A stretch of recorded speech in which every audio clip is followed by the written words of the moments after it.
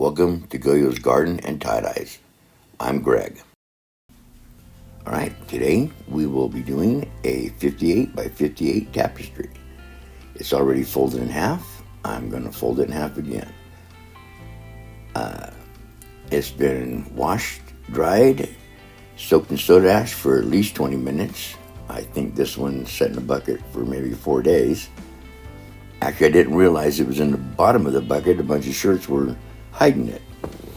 And I wasted a half hour looking in my workshop for it, and it was already in the bucket. So I'm trying to get the little hems on it nice and straight. That's what I like about these tapestries. They have little hooks. They're all stitched up already. But they come out wonky after you wash them the first time.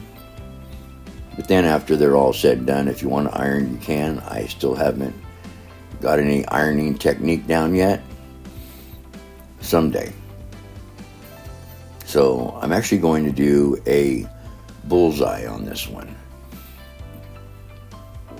Just marking my line out where I want to semi-follow. I wanted this to turn out a little bit better than some of the shirts I did. So I'm just going to crease it up the line here as soon as I finish this song. There we go.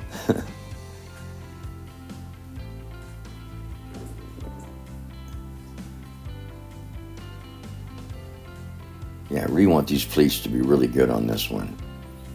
So after I get the first or second rubber band on it, I'll speed it up a little bit because it'll be just repetitious then, and there ain't no sense in watching all that in real time. This whole time I think it was almost an hour, 15 minutes. It was the longest was the fold on it. Because like I said, I did take my time on this one. So we'll be following my line the best I can here. I'm trying to get the pleats all the same height. That's something I rarely do. But since how this cost me a little more than what I'm used to paying for a shirt, this is I think 19 something. And actually sold it within 3 days. It was upstairs and a friend came over and liked it, and they gave me $45 for it. So I get to get 2 more. If I can double my money, I'm loving it.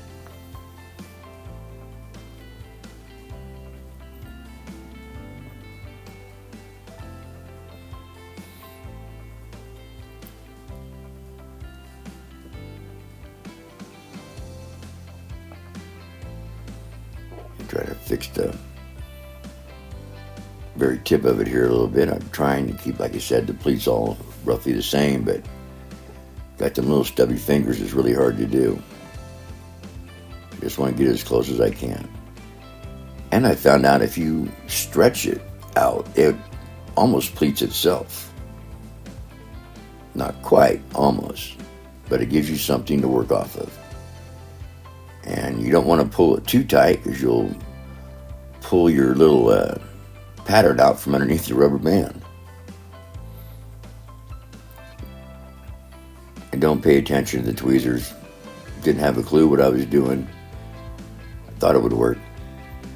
Okay, so we're just going to speed it up here a little bit. I'm trying to keep the rubber bands roughly the same space. So we'll see how we did on the first half circle. This one here seems to be lining up pretty good. I never get that either. If I make 2 circles and one works, the other one's way off. But so far I'm happy with this one.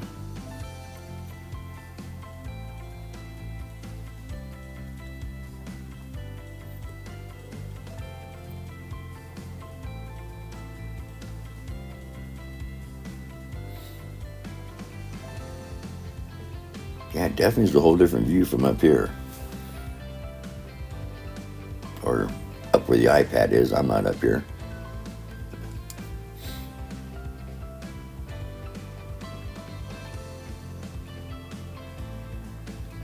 All right, well, time to put on some dye. Sorry about that. That's Raven Black that's already on the rubber bands, and I just applied clear yellow to it, very tip. Next will be fire red, some amethyst,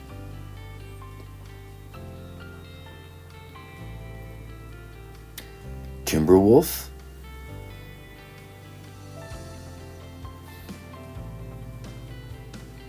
Alpine blue,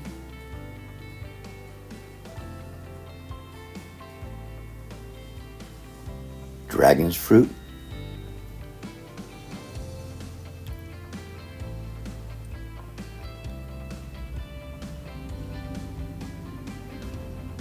lemon yellow,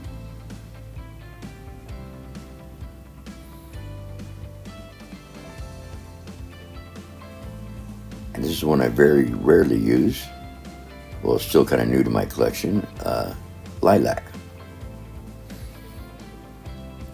Final color will be jade green.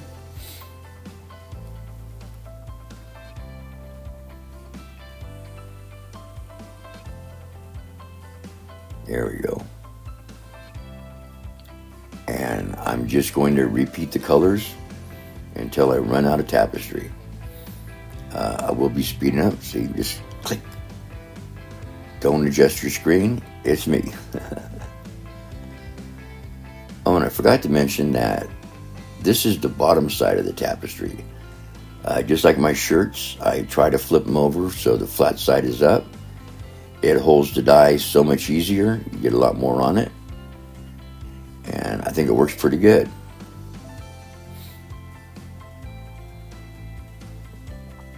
If you have to fill in any nooks and crannies, you can.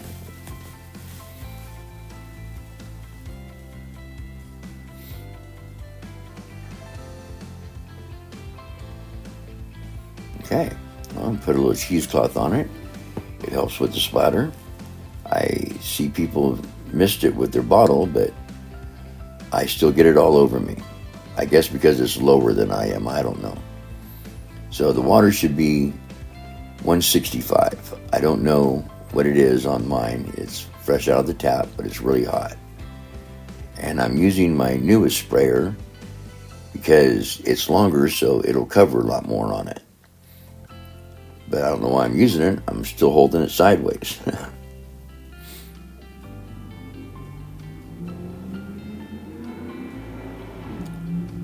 I don't know how much noise you can hear out here, but it's really noisy out here today. Or outside the house, anyway.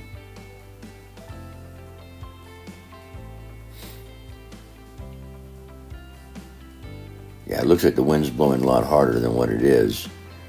That's only because it's sped up, but we do get the little gust here and there.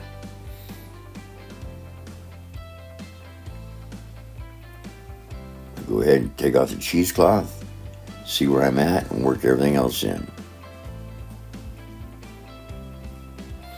Yeah, there's nowhere near the splatter after the dye's already wet and soaked in a little bit.